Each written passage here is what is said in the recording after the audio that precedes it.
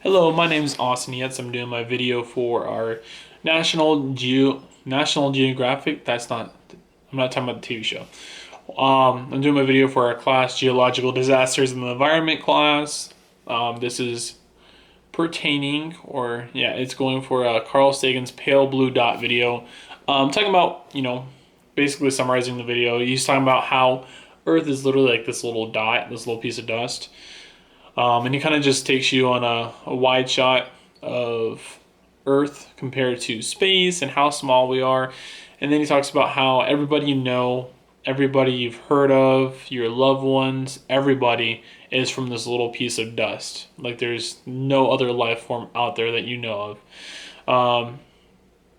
And he kind of just lets you know, like, I don't know, he gives you an idea or puts in perspective that everybody is literally on this little piece of dust.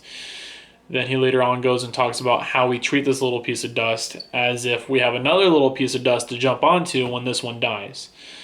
And then he kind of gives you the idea that, there are no other life forms. We are the only life form.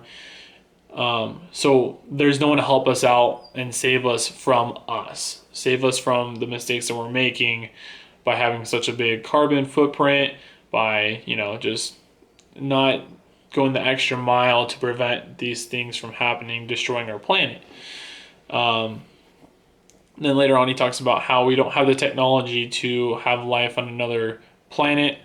So stop treating it like we can just dip Earth when it starts to fail a little bit more, when the ozone layer starts to delete itself. Yeah, that's the word. But I mean, it's really cool for this class. It pertains to this class a lot because we talk about in this class geological disasters, and Earth dying is a big disaster, right?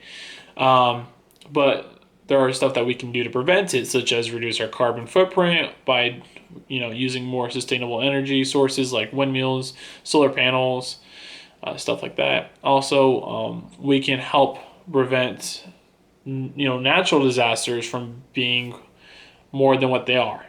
For example, the tsunami that hit Japan, going forward, if another one hit Japan, could we make bigger walls to prevent it?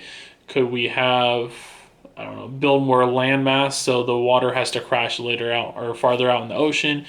Stuff to prevent the disaster from being escalated more than it needs to be, just to help the Earth out a little bit more. So I think it related really well with their class, and it helped me with my perspective of who we are and what Earth is.